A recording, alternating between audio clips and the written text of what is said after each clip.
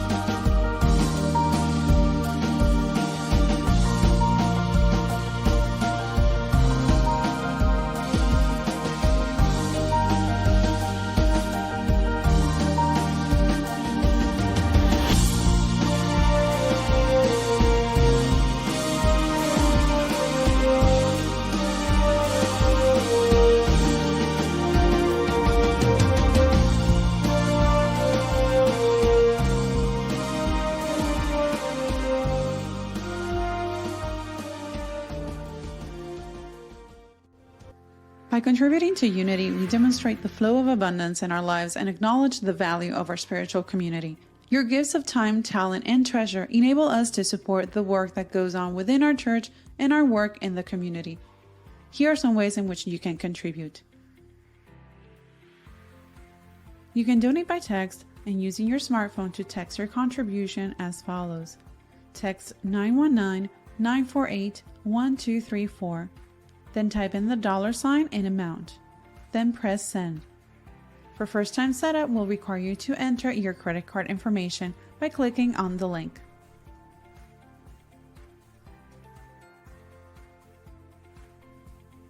Then enter the amount of your contribution, tap on Give to General Fund, then tap on Give this one time to select the frequency of your donation from the drop-down menu, and then select your method of payment.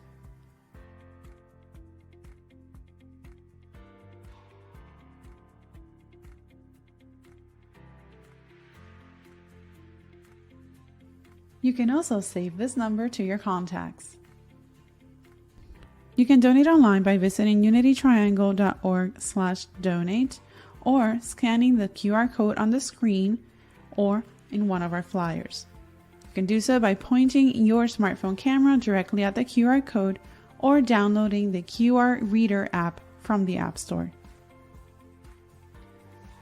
Tap the orange Donate button located at the very top of the screen.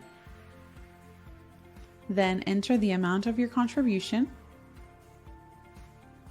Select Give to Tithes, and then tap on Give this one time to select the frequency of your contribution.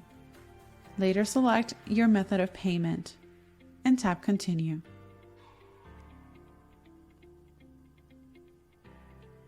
Enter your payment information, and once you're ready, tap Give. Thank you so much for your contribution.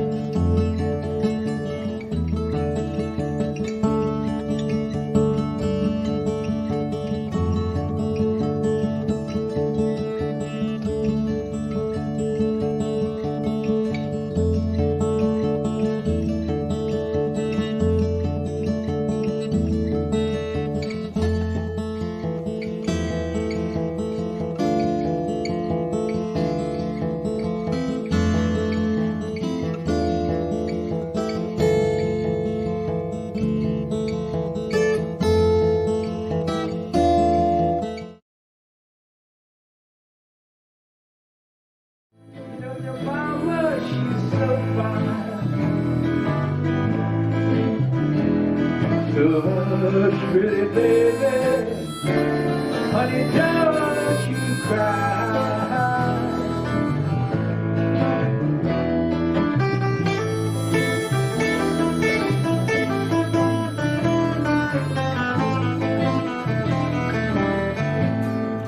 God's chosen people,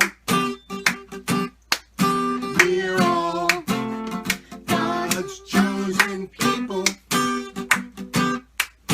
If you live in the mountains or in the desert sand, you can always go within to find your promised land.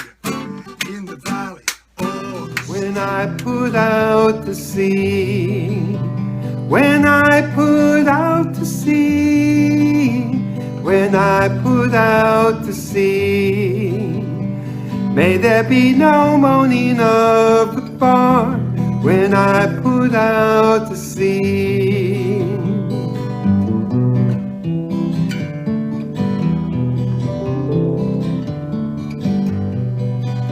With such a tide as moving seems asleep.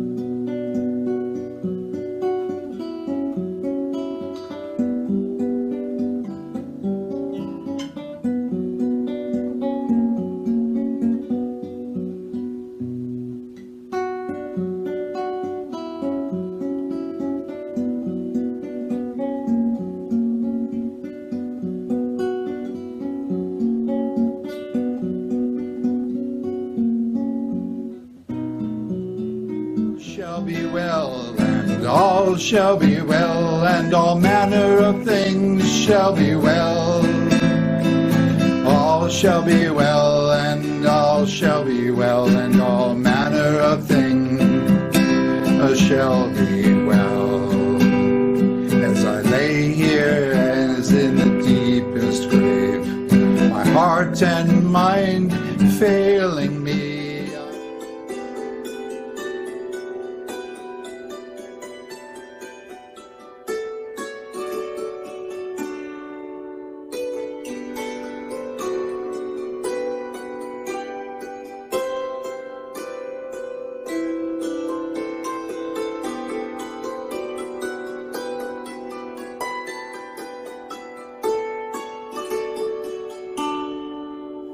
unforgettable, that's what you are. Unforgettable, through near or far, like a song of love that clings to me, how the fire.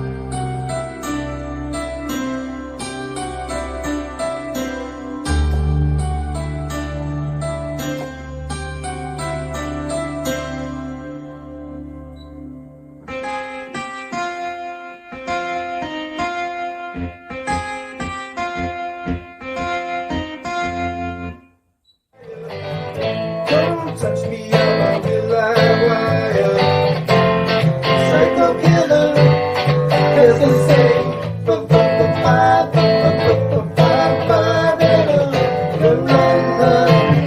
Run, run away. Oh, psycho killer, as they say.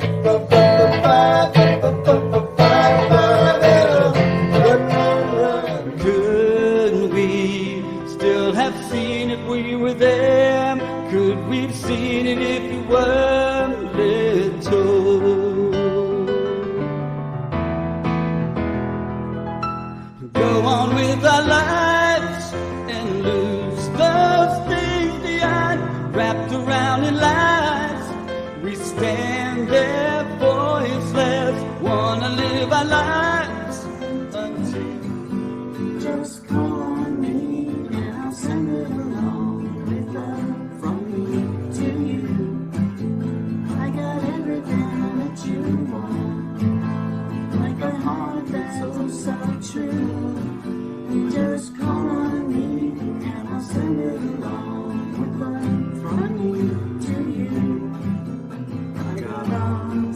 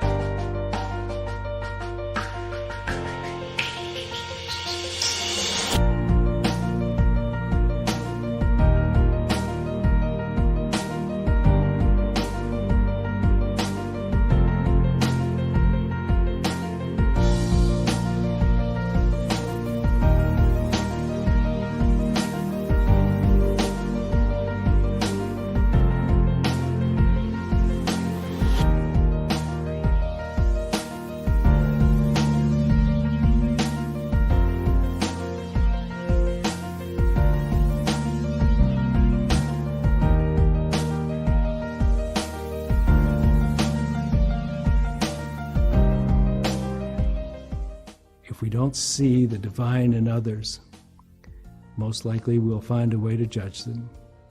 And if we can find the deeper wisdom in us to look and see that divinity within each other, I think we would be on the road to peace and harmony. I think we'd be on the road to enlightenment.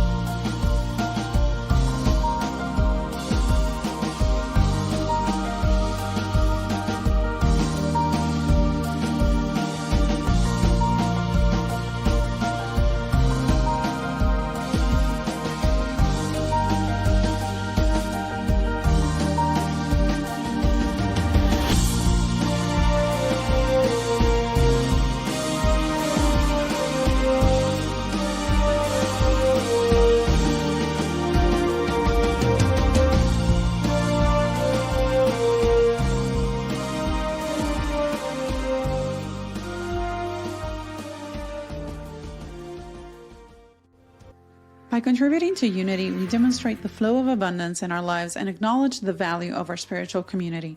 Your gifts of time, talent, and treasure enable us to support the work that goes on within our church and our work in the community. Here are some ways in which you can contribute. You can donate by text and using your smartphone to text your contribution as follows. Text 919-948-1234. Then type in the $ and amount. Then press send. For first-time setup, we'll require you to enter your credit card information by clicking on the link.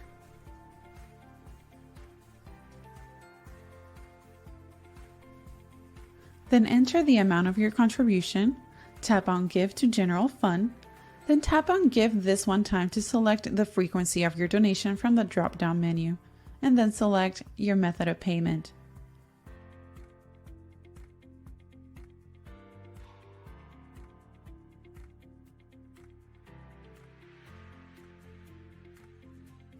You can also save this number to your contacts. You can donate online by visiting unitytriangle.org/donate or scanning the QR code on the screen or in one of our flyers. You can do so by pointing your smartphone camera directly at the QR code or downloading the QR Reader app from the App Store. Tap the orange Donate button located at the very top of the screen. Then enter the amount of your contribution.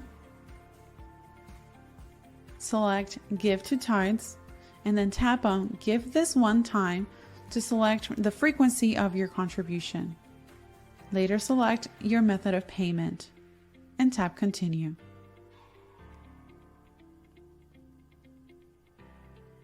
Enter your payment information, and once you're ready, tap Give.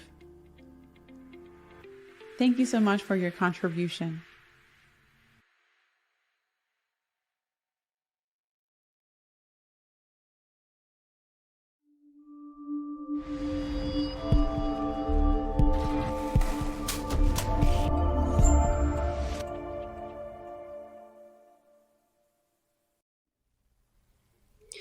Good morning, and please be welcome to the Unity of the Triangle Sunday experience that happens here online, and as you know, in person too at 11 o'clock. Morning, Rev Neusom. Good morning, Anna. What are we doing today? Well, let me just tell you, I have a little story I'd like to tell you. So a Buddhist monk goes to a hot dog stand and he says, "Make me one with everything." And the guy makes him a hot dog. And he hands him the hot dog. He says, "That'll be $3.50." And the Buddhist monk hands him $4 and waits for the change, and the change doesn't come. He says, "Where's my change?" And the hot dog stand guy says, "Change must come from within." So that's kind of a hint as to what today's talk will be about. We're missing sort of like your jokes on. I know it's a little more awkward doing a joke to a camera, I think, for some reason. Yeah.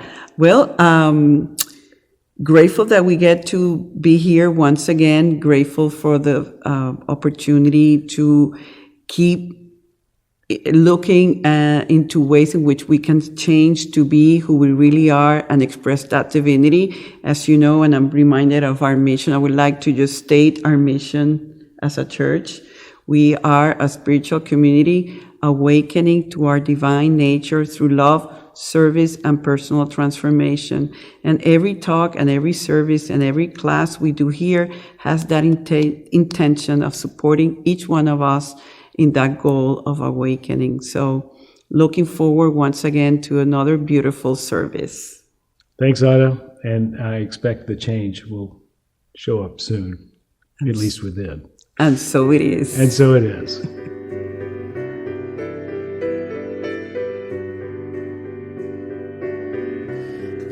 Amazing grace, how sweet the sound that saved a soul like me. I once was lost.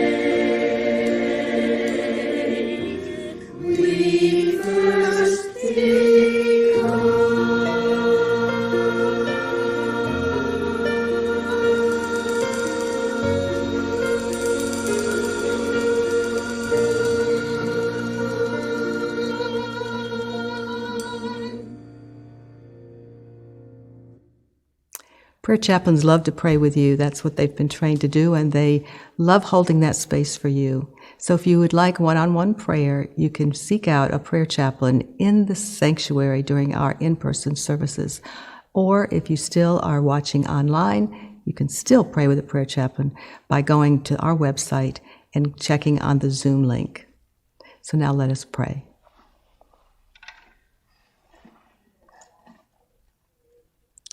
We drop our attention into the deepest part of our being and affirm our oneness with every living being, every thought, and every event.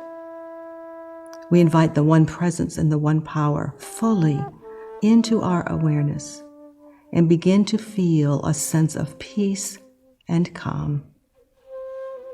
As we breathe into spirit, we breathe into this present moment, knowing there is only this present moment. Each day we are reborn and create ourselves anew. Yesterday is done and cannot be changed. But today we begin anew, leaving past regrets, hurts, and unforgiveness behind us. Today we awaken our God-given inner joy and live from the fullness of spirit.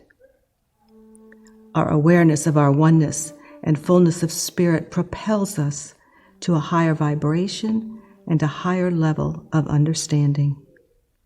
We hold this truth for every name in this prayer box. Our love and our prayers comfort and uplift each individual to a higher level of consciousness. May they be strengthened and begin anew each day, hour by hour, minute by minute. With gratitude for these intentions and these truths, we bless everything and everyone with God's grace. And so we let it be. Amen.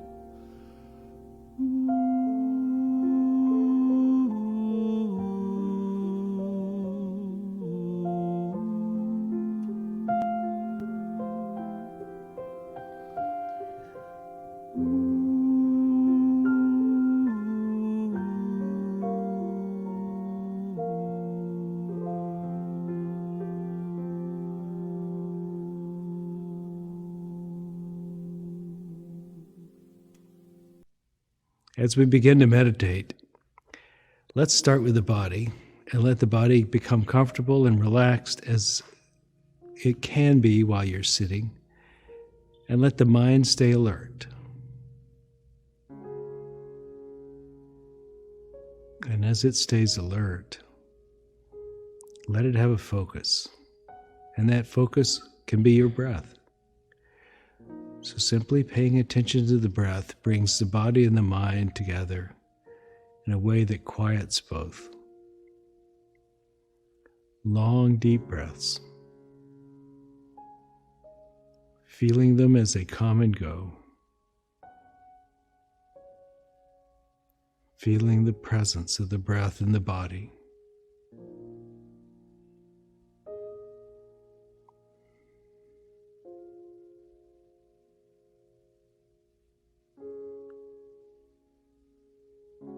Now let's give a focus to that breath, to the center of the chest, to this part, to the heart center. Feel the heart center. Receive the energy of the breath and expand.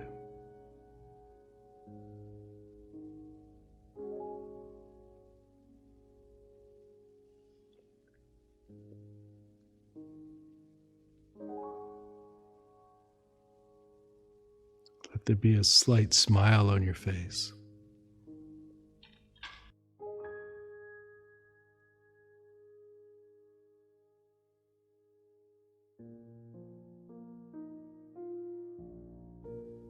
Bring your mind into the very present, feeling the slight smile on your face, the expansion in the heart, and the breath coming and going.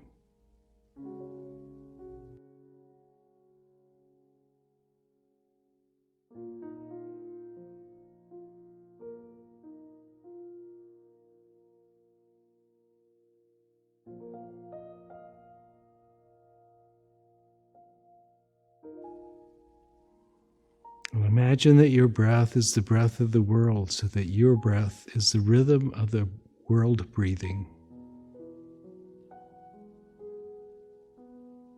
And your body is floating on an ocean. It rises with the waves in tune with your breath, and settles back down in tune with your breath.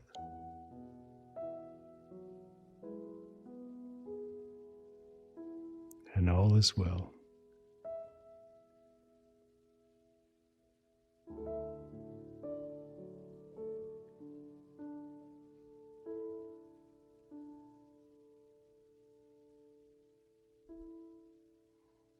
Now see if you can imagine all people breathing at the same time, riding this wave up and down in harmony with each other.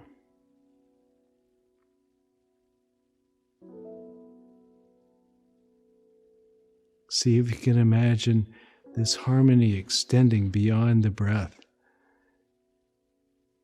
so that we begin to feel kinship with each person and with the whole of it as well.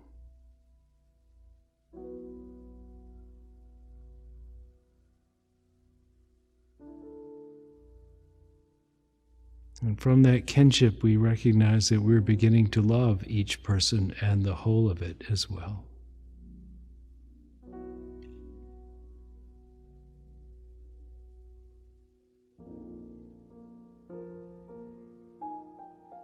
And on that breath and on that love, we send the beam of peace to each person,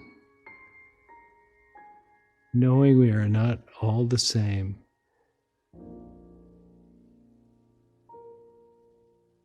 knowing we are all the same at the same time.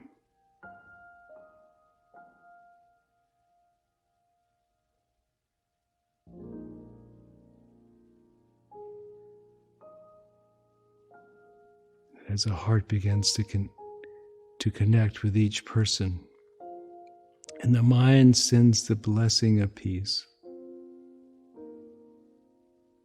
let the energy of the body also know that it is safe to be alive in a world of people, in this very world. And let the body relax and take comfort that all is well, that we belong here, that we are of here.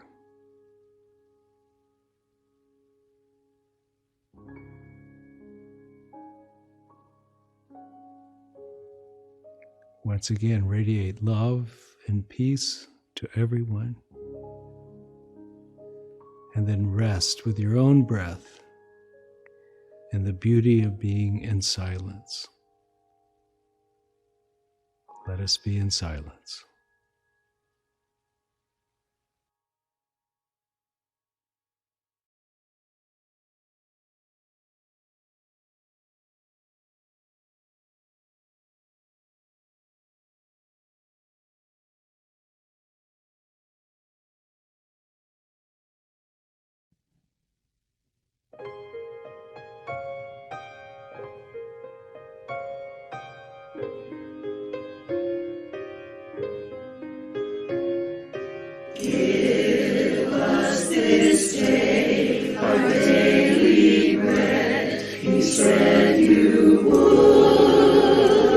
Supply all my needs.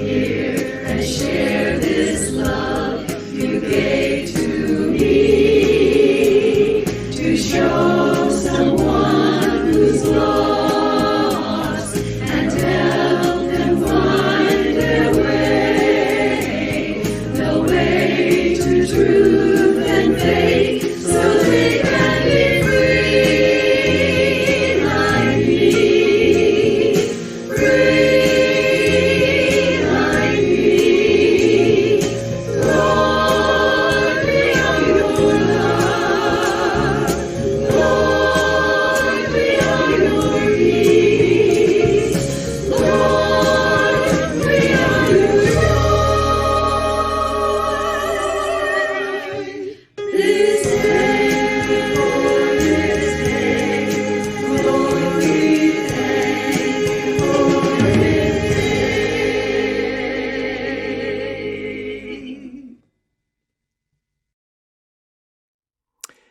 Today, I'd like to continue this conversation we've been having for the last few weeks about the divine actually being us, and we being that which we have been looking for. I'd like to start with a quote from Einstein. As a matter of fact, my fact checker said that it really wasn't a quote from Einstein, it was a Einstein quote, nothing that he'd ever said. Here's what it says, though. There are only two ways to live your life. One as though nothing is a miracle, the other as though everything is a miracle. I'm going to go with Einstein. I think that's a good idea. Lately, I was walking in the woods. Now, I walk in the woods every day, rain or shine, winter or summer. And it turns out that as the spring began to really blossom in the woods, the greenery was so profound, and I just started to say almost instinctively, this is like magic. This is magical. And another way of saying it is, this is miraculous. And so just like that quote, I could be looking at the same forest day after day and go, oh, this one more place. I'm still doing this same old loop. I do it every day, blah, blah, blah. Or I could look at it with fresh eyes and go, this is magical. And when I started to say this is magical, I began to see more things that made it look even more magical. Those details just popped out. The sense of wonder began to expand. I was reading another author who said something quite similar. He was saying that he was listening to this lecture by Joseph Campbell, and Joseph Campbell started to quote the Gospel of Thomas. As you may recall, the Gospel of Thomas was part of the Nag Hammadi Gospels that were found about 1945. So they did not make it into the canon of Christianity, but they have deep wisdom in them. And the Gospel of Thomas reads like this: When will the kingdom come? They asked Jesus. This kingdom of heaven you're talking about. And Jesus replied, the kingdom of heaven is spread upon the earth, but men do not see it.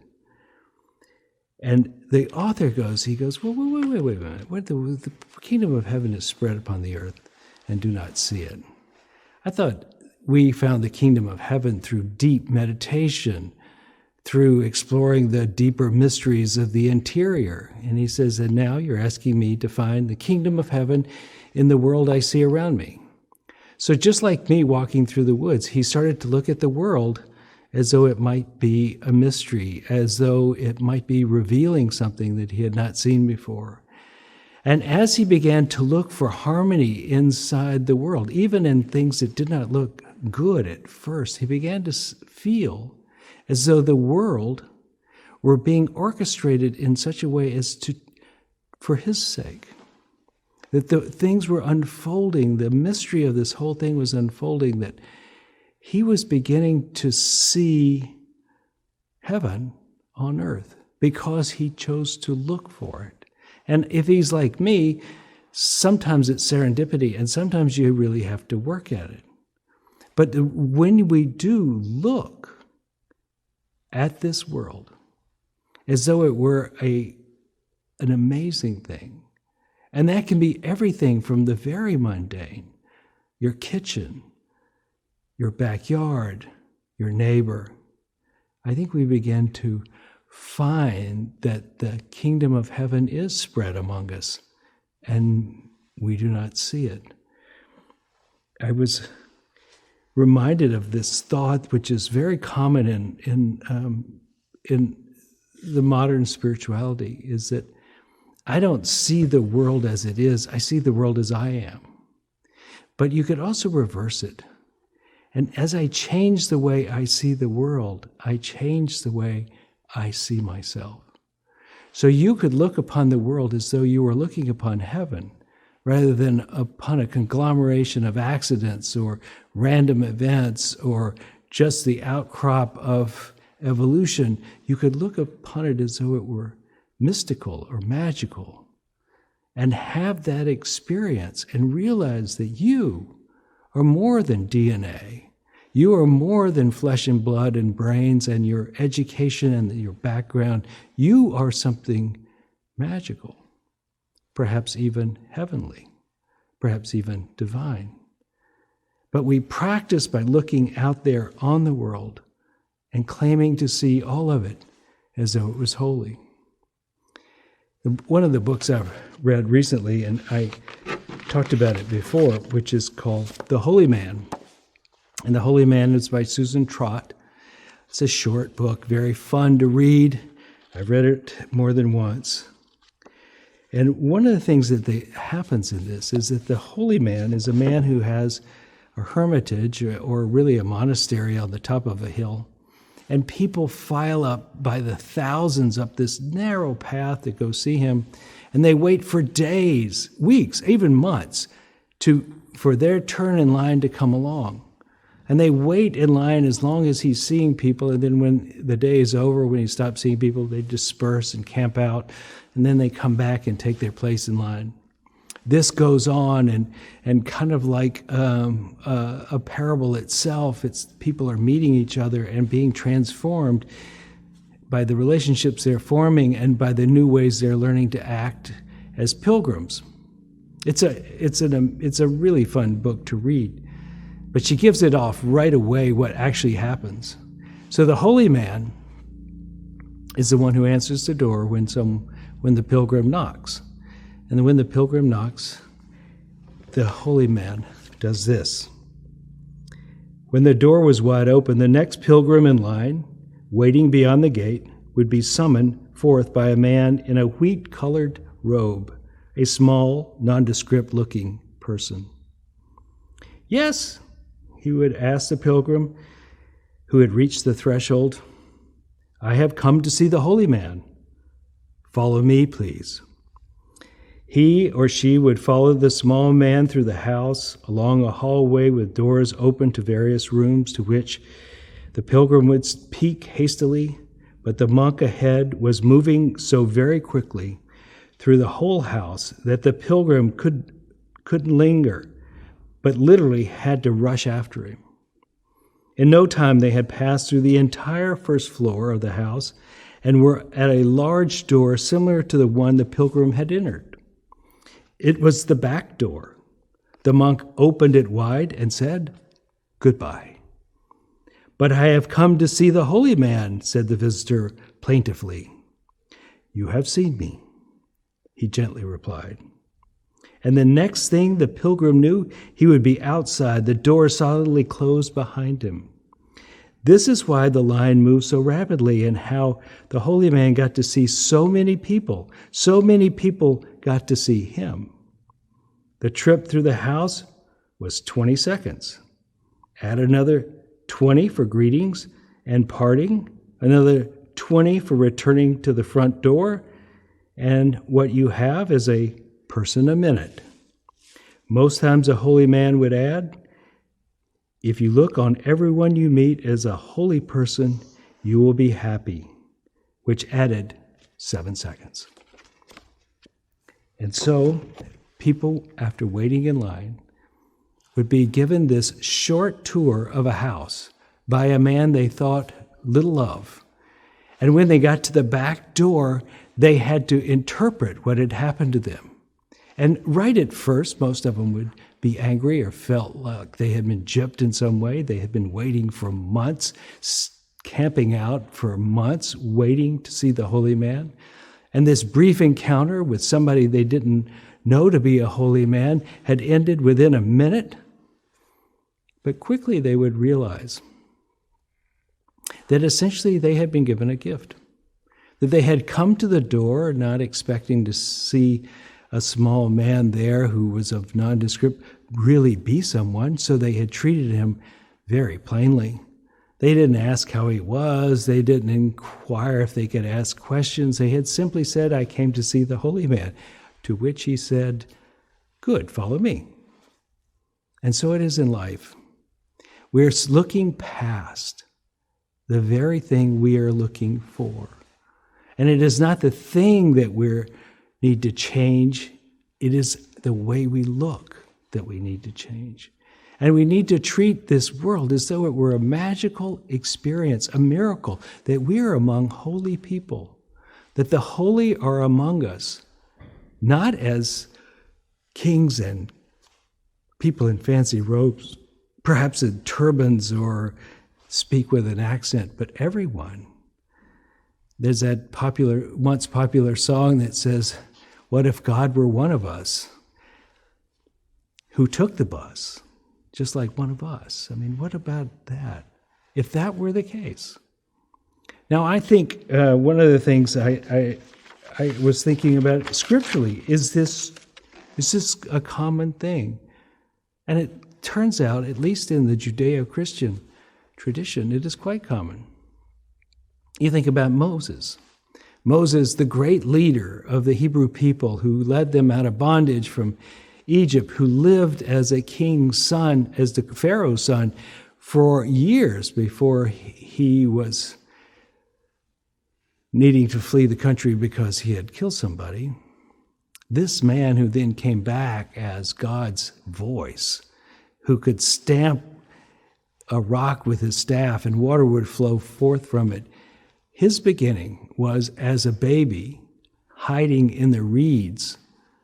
He was in a little boat that they made for him, hiding in the reeds with his sister nearby just to make sure everything was okay. He was discovered by the Pharaoh's daughter, which is how he got into the castle, got into the Pharaoh's company. But it started in the most mundane of ways.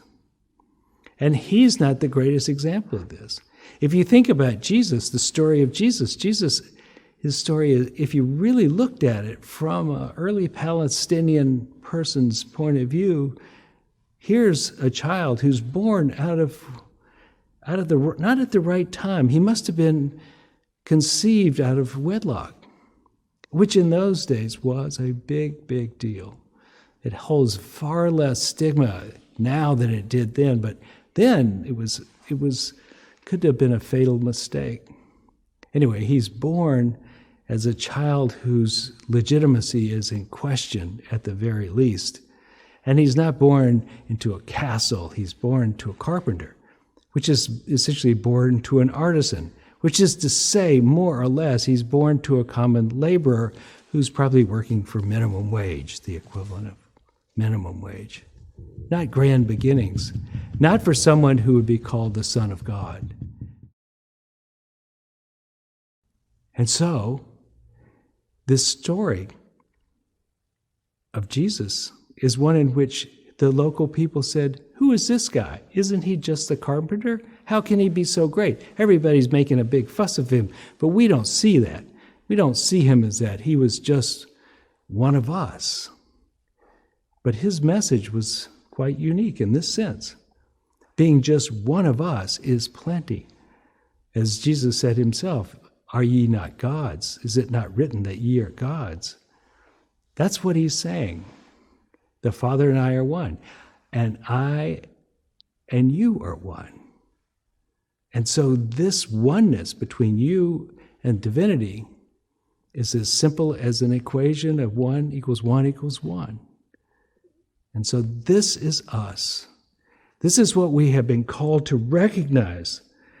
It is what we are encouraged by the teachings of Jesus, by the example of Moses, by this cute little book called The Holy Man, to recognize that we and everyone we see, even those people, even those crummy old people over there, they are holy. And being holy, being divine,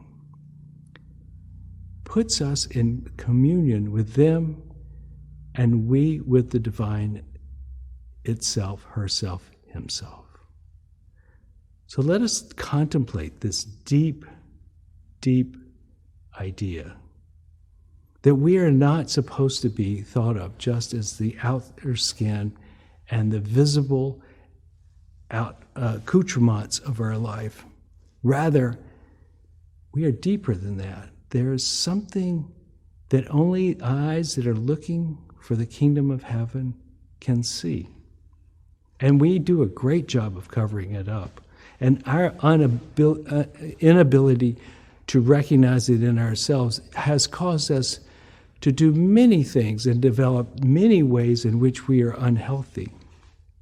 We begin to think we're the ego, the I. We believe that we're the body and the mind, and that we are defined by the things we have or have done, and by the words that we have said and the ideas that we hold to be true. We think that's who we are. But in essence, we're something deeper. And though this ego that we have claimed to be ourselves causes us to want some things and hate other things, to be needy of some things and to despise other things, and it has caused us to be afraid of dying, even all of that has happened, we are still underneath all that, as this life force that causes our ego to come into existence. We are that deeper than soul even. We are that spirit that is one with everything. And if we could get that, I think it would be much easier to drop our foibles and to be able to be a clear representation of the divine. I never know exactly how to get this said in words, but I'm going to turn to my favorite poet and hope that he will say it well. So Hafiz, let her rip. Once a group of thieves stole a rare diamond larger than a goose egg. Its value could have easily bought 1,000 horses and 2,000 acres of the most fertile land in Saraz. The thieves got drunk that night to celebrate their great haul. But during the course of the evening, the effects of liquor and their mistrust of each other grew such an extent, they decided to divide the stone into pieces. Of course, then, the priceless became lost. Most everybody is lousy at math and does that to God, dissects the indivisible one by thinking, saying, "This is my beloved. He looks like this and acts like that. How could that moron over there really be God?" And that's our dilemma. If we don't see the divine in others, most likely we'll find a way to judge them. And if we can find the deeper wisdom in us to look and see that divinity within each other, I think we would be on the road to peace and harmony. I think we would be on the road to enlightenment. I think we would be on the road to happiness. So let us do our best. Let's practice this week. Let's not let a day go by that we don't practice seeing the world as magical, as a miracle, and each other as holy. And when we speak, let's see if we can leave some of the tone of "you must be the holy man" in our voice. So we greet each other with respect, even if we disagree about the things that we hold in our minds or in our practices. But we begin to see each other as the representation of that which we have always been seeking and always wanting to know. May this be a week in which the magic appears and you return to your natural state as a holy person. Namaste. I envy the wind that whispers in your ear, howls through the winter, freezes your finger, and cracks your lips, moves through your hair, chills you to the bone.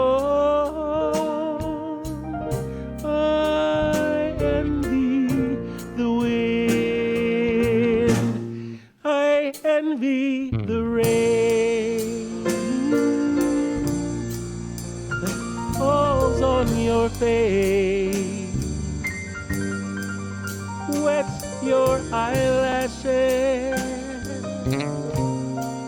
dampens your skin, touches your tongue, soaks through your shirt, drips down your back. I envy the rain. I envy the sun that brightens your summer, warms your body, and holds you in her heat, makes your days longer, makes you sweat, makes you hot.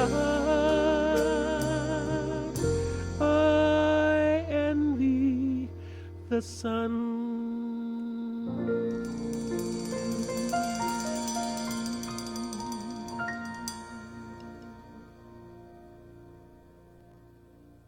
I want to say that one of the great things about this church, its long history of being a church, has largely been coupled with this history of participation, and people have been engaged in what we do. Volunteerism has always been strong here, and the sense of community that's formed by giving something to it, either your time, talent, or treasure, has been a cornerstone of what has made this church endure for 34 years and also to flourish.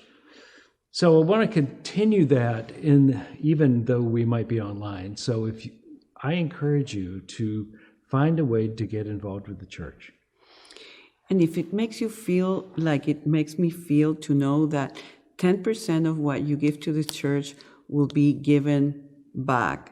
We are a tithing check, so whatever we're preaching, we're trying to integrate it and make it, walk that talk. Part of our practice as ministers is we give ourselves, we give 10% and at least, and we just think this engages us at a spiritual level in not only in the health and prosperity of the community, but in our own personal health and prosperity. Yeah, giving is living, really. Yeah, so I've been living it up lately. It's really been fun, and I hope you'll join us in that. Why don't you say with us our affirmation of abundance?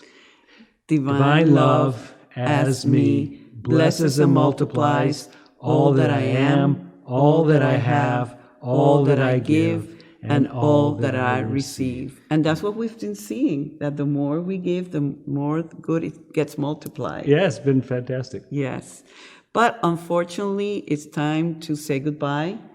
Not actually, we can say hasta luego. In Spanish, we say hasta luego, see you soon. Remember that there's a lot of activities that happen online every week, like Thursdays. Mimi Lowe Miller, our pastoral care minister, goes out to pray with you online in a prayer circle group by phone. And we'll be back Sunday. We'll be back in every way on Sunday. Have a beautiful week and many blessings. Namaste.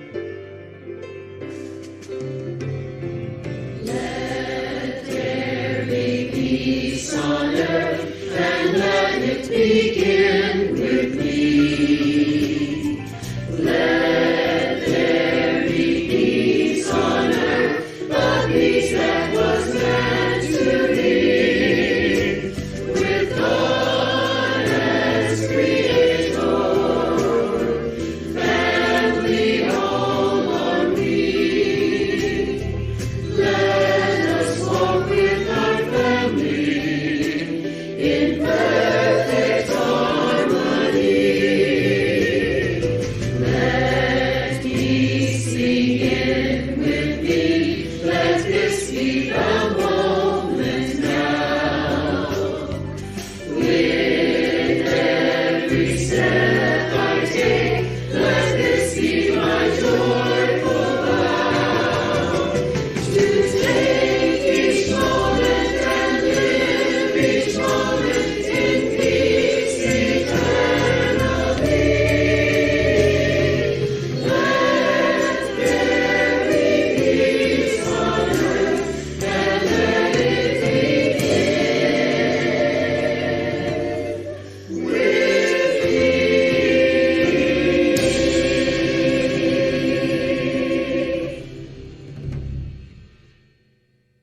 the light of God surrounds us. I am the light of God.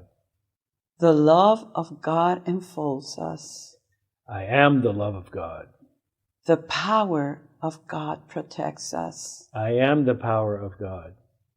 And the presence of God watches over us. I am the presence of God. Wherever we are, God is, and all is well.